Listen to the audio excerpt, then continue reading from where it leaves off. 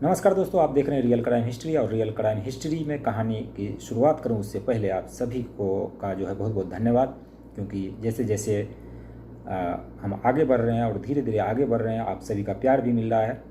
और जो प्यार मिल रहा है वो काफ़ी है, आप सभी जो प्यार दे रहे हैं वो काफ़ी है। क्योंकि मेरा इतना छोटा सा चैनल जो करीब 1 महीने अभी हुए हैं, पिछले 10 अप्रैल को मैंने खोला था, तो 1 महीने में ही आप सभी का इतना सारा प्यार और 200 से ज़्यादा लोगों का हमें साथ मिल रहा है और अच्छे खासे व्यूज भी आ रहे हैं। आप सब जो वीडियो को देख रहे हैं, प्यार दे रहे हैं, इसके लिए आप सभी का बहुत बहुत शुक्रिया। कभी कभी होता क्या है कि हम उस चीज़ पर बिलीव करते हैं जहाँ पर बहुत सारे लोग लाइन में होते हैं, या फिर बहुत सारे लोग उस चीज़ को देख रहे होते हैं, या फिर बहुत सारे लोग उस चीज़ को ख़रीदारी कर रहे होते हैं। तो उसी चक्कर में हम भी लग जाते हैं कि वहाँ जो चीज़ मिल रही है या फिर इतने लोग खड़े हैं वो बेवकूफ़ नहीं है, बल्कि वो लोग सही रास्ते पर हैं और सही चीज़ मिल रही होगी, तभी तो इतनी भीड़ है। उसी चक्कर में हम कभी कभी ऐसे फंस जाते हैं, कोई सामान खरीद कर या फिर किसी भी चीज़ को लेकर फंस जाते हैं जो हमें बाहर उससे सस्ती मिल रही होती है और उससे अच्छी मिल रही होती है, और उसमें गरीब का दुआ भी मिल जाता है। तो हमें इस चकाचौंध बड़ी ज़िंदगी में सिर्फ आगे ही नहीं बल्कि पीछे मुड़कर देखने की भी ज़रूरत है। और बड़े बड़े जो शॉपिंग मॉल है या फिर बड़ी बड़ी सब्जी मंडी है, और वहाँ पर हमें रेहड़ी वाले का, ठेले वाले का भी ध्यान रखना ज़रूरी है, ताकि वो भी कभी न कभी इस आस में रहता है कि वो भी कभी न कभी आगे बढ़ेगा और उसके जो फल फ्रूट है या फिर सब्जी है, जो भी चीज़ है, वो भी आगे बढ़ेगा। और अगर सिर्फ बड़े बड़े मॉल ही रह जाए तो फिर ये छोटे मोटे जो व्यापारी हैं, फिर उनका सामान कौन लेगा और कौन खरीदेगा। गरीब से एक बार सामान खरीद कर देखिए, काफ़ी खुशी मिलेगी, और उस गरीब के चेहरे पर जो भी खुशी देखने को आपको मिलेगी वो आपको कहीं भी दुनिया के अंदर नहीं मिलेगी। बस ये छोटी सी लाइन आपको कहनी थी, बाकी आप खुद समझदार हैं। आजकल किसी को समझाने की ज़रूरत नहीं बल्कि खुद समझने की ज़रूरत है। तो चलिए बिना लाग लपेट के कहानी की शुरुआत करते हैं। कहानी की शुरुआत होती है 9 जून 2022 को। हरियाणा का एक ज़िला है रेवाड़ी। रेवाड़ी में एक परिवार रहा करता था जिसका नाम था गंगाराम। गंगाराम की शादी हो चुकी थी और उसके एक माता पिता भी थे जो बुजुर्ग थे। तो गंगाराम की शादी हुए जो है कई साल हो गए, लेकिन कोई भी बच्चा नहीं हो रहा है। तो गंगाराम और उस पत्नी के बीच में ये बातचीत होने लगी कि क्यों ना, गंगाराम ने सोचा क्यों ना दूसरी शादी कर ली जाए, दूसरी शादी से संतान जो है वो होगा। चेकअप करवाते हैं ये लोग, और चेकअप करने के बाद पता चलता है कि वो माँ नहीं बन सकती है। अब गंगाराम और जो उसकी पत्नी है वो दोनों सलाह मशवरा करके दूसरी शादी जो वो गंगाराम कर लेता है। अब दूसरी शादी हुई, कुछ दिन बीते, साल 2 साल बीते, एक लड़का हुआ, और फिर कुछ दिन बीतता है, फिर एक लड़की होती है। अब लड़की जो है वो धीरे धीरे बड़ी होने लगी, लड़का भी बड़ा होने लगा, स्कूल में पढ़ने लगा। अब जब घर पर परिवार का बोझ पड़ा तो गंगाराम, क्योंकि अब जो है वो कुल 5 लोगों की फैमिली हो चुकी थी, 2 पत्नी, एक अपना खुद और 2 बच्चे। अब ये जो गंगाराम है वो, उसकी पत्नी जो कहती है कि क्योंकि फैमिली धीरे धीरे बड़ा हो रहा है तो हमें पैसे कमाने के लिए बाहर निकलना पड़ेगा और बाहर जाना पड़ेगा कहीं। तो ये गंगाराम फैसला करता है कि पूरी फैमिली जो है अब चला जाए वहाँ किसी दूसरे शहर में। तो ये लोग उत्तर प्रदेश का एक ज़िला है या फिर शहर कह लीजिए, गोंडा ये लोग जाते हैं और वहाँ पर अपना काम वगैरह जो भी मिलता है वो करते हैं, और वहाँ पर फैमिली जो है वो ठीक ठाक गुजर रही होती है। तो बड़े लड़के को वो लेकर तो आ जाता है, लेकिन जो लड़की है वो वहीं रहती है अपने दादी के पास और दादी की देखभाल करती रहती है। अब ये जो लड़की है, जिसका एक काल्पनिक नाम मैं दे देता हूँ, पिंकी नाम की लड़की धीरे धीरे बड़ी हो रही थी, 8वीं कक्षा में पढ़ रही थी। 8वीं कक्षा में जैसे ही पढ़ रही थी अपने गाँव के स्कूल में, तो स्कूल में कोई उसका अच्छा रिजल्ट नहीं आता, और रिजल्ट नहीं आने के बाद जो गंगाराम है अपनी पत्नी के साथ गोंडा में रहा करता था, वो जैसे ही पता लगता है कि अच्छा रिजल्ट नहीं है तो फिर वो गुस्सा करता है। अब फिर ये लड़की जो वो पढ़ने में लग जाती है, लेकिन उसका दिमाग जो वो नहीं खुल रहा था। फिर गंगाराम सोचता है क्यों ना अपने पास लाया जाए और उससे ठीक ठाक से उसे पढ़ाया जाए। अब वो लाता है, वहीं पर जो स्कूल में एक नाम लिखवाता है, फिर वहाँ पर वो उसकी पढ़ाई जारी रहती है। लेकिन वही हाल 9वीं में जाने के बाद भी उसका रिजल्ट ठीक ठाक नहीं, 10वीं में गई उसके बाद भी कोई रिजल्ट जो है उसका ठीक ठाक नहीं।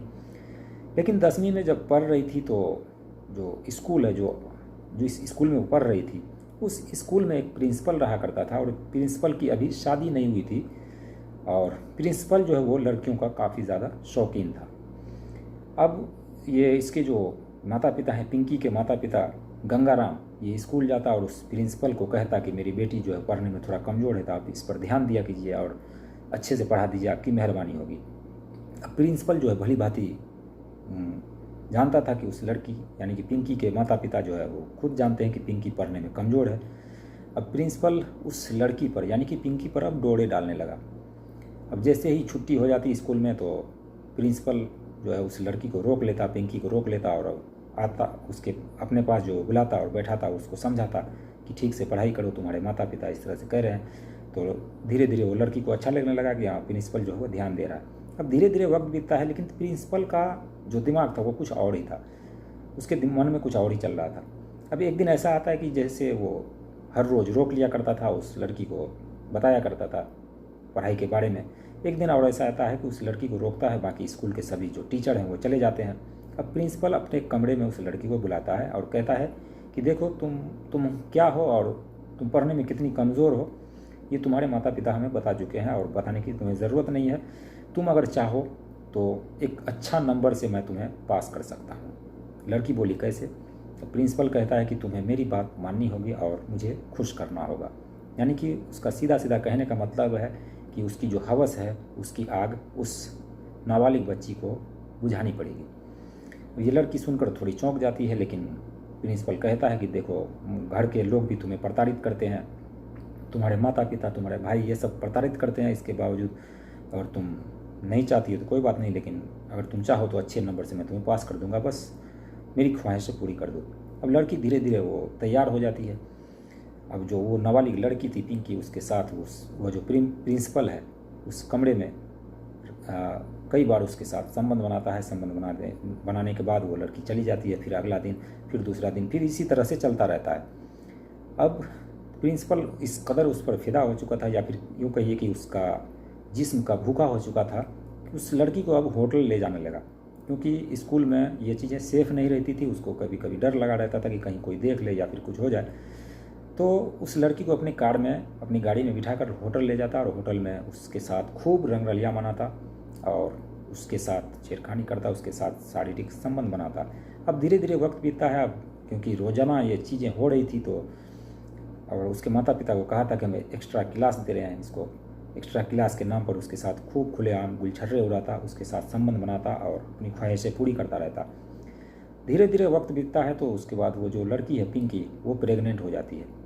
प्रेग्नेंट जब हो जाती है पहली बार तो उसे पता चलता है, फिर वो अपने घर जब जाती तो उसका जो पेट धीरे धीरे बढ़ रहा था, वो पेट को छुपा कर जाती घर, और फिर वो उसी तरह से अपने दुपट्टे से ढक कर वो स्कूल आया करती थी। लेकिन एक दिन ऐसा आता है कि वो जब घर आती है तो उसको उल्टी होने लगता है और पेट में काफ़ी ज़ोर का दर्द होने लगता है। अब उसकी जो माँ है वो उसे हॉस्पिटल ले जाती है। हॉस्पिटल में जब पता चलता है कि डॉक्टर उसे बताते हैं कि ये जो पिंकी है प्रेग्नेंट है और ये जो है वो माँ बनने वाली है। ये सुनकर उसके जो माता पिता हैं उन सबके पैरों तले से ज़मीन खिसक जाती है कि जिस लड़की को अब तक वो प्रताड़ित कर रहे थे, इस वजह से वो लड़की जो है किस तरह से गलत रास्ते पर चली गई। और प्रिंसिपल जिसको उसने एक भगवान का रूप समझा था, जो विद्यार्थी होते हैं उसका प्रिंसिपल उसके भगवान से कम नहीं होते, उसके माता पिता से कम नहीं होते, और वही माता पिता या फिर वही प्रिंसिपल, वही हेड मास्टर या फिर वही शिक्षक एक दरिंदा बन जाता है और पिंकी की बार बार इज्जत लूटता रहता है। जिसके बाद इन लोगों को जब पता लगती है तो ये लोग नज़दीकी जो पुलिस स्टेशन है वहाँ जाते हैं, एक रिपोर्ट लिखाते हैं उस प्रिंसिपल के खिलाफ, और पुलिस जो है एक्टिव होती है। जांच पड़ताल करने के बाद उस प्रिंसिपल को जेल भेज देती है। दोस्तों, ये थी कहानी हरियाणा की, जो एक अजीब व गरीब थी। हालांकि इस तरह की कहानियाँ लाखों हज़ारों मिल जाएगी यूट्यूब पर या फिर कहीं भी, लेकिन ये कहानी में से एक अलग कहानी थी, जो माता पिता जो है अपने बच्चों को अगर इतना भी प्रताड़ित न करे कि वो बच्चा गलत कदम उठाने पर मजबूर हो जाए। दोस्तों, इस कहानी को सुनाने का मकसद किसी को आहत करना नहीं है, बल्कि जागरूक करना है आप सभी को, और हम जागरूक रहेंगे तभी इस तरह की घटना जो है वो कम हो सकती है। बाकी इसको लेकर आपकी जो भी राय हो कमेंट सेक्शन में ज़रूर बताइएगा, और चैनल पे नए हैं तो चैनल को सब्सक्राइब करके बेल आइकन को प्रेस कर लीजिए, ताकि हर अपडेट आपको, हर कहानी जो है आपको सबसे पहले मिले। तो इस वीडियो को यहीं पर एंड करते हैं और आपसे मिलते हैं नई वीडियो में नई कहानी के साथ। तब तक के लिए बाय बाय, टेक केयर।